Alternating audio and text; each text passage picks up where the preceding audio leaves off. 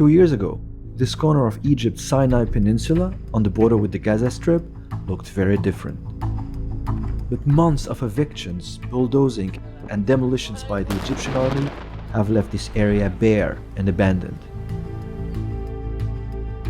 These images show just one small part of a much larger zone in the Sinai that the army plans to clear.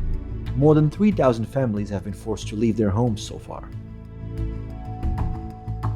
The demolitions began slowly in July 2013 after the military deposed former President Mohammed Morsi.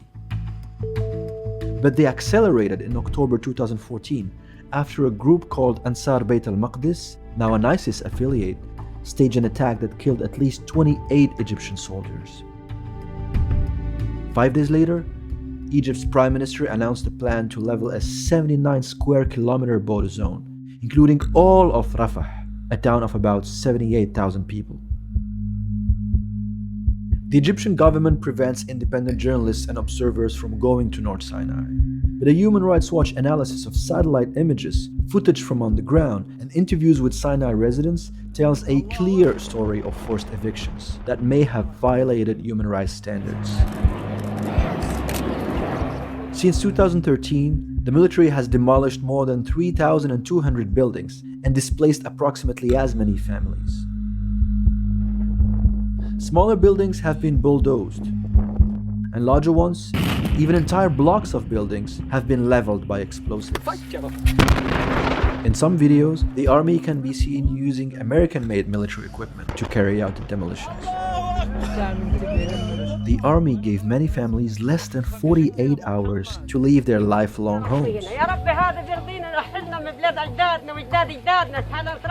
The government has given compensation for destroyed homes, but not enough for extended families to start new lives equal to the ones they left behind. And the government hasn't given any compensation at all for destroyed farmland, depriving people of food and income. The government also didn't give residents temporary housing, leaving families to fend for themselves with a small one-time payment. Some became homeless.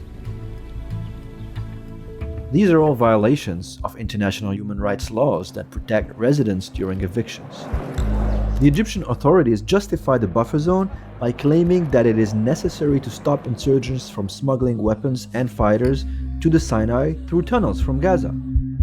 But media reports and even some Egyptian officials have said that Libya is the primary source of weapons that reach the Sinai, and that weapons are smuggled from the Sinai to Gaza, not the other way around.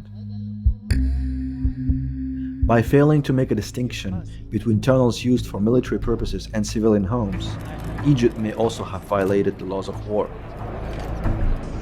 Human Rights Watch calls on Egypt to halt these evictions and demolitions and ensure that those who have been displaced are adequately compensated and housed. The authorities should also allow monitors and journalists into North Sinai. Egypt can certainly protect its troops, secure its border, and take steps to prevent future attacks. But it also has the obligation to do so fairly and to respect the rights of civilians.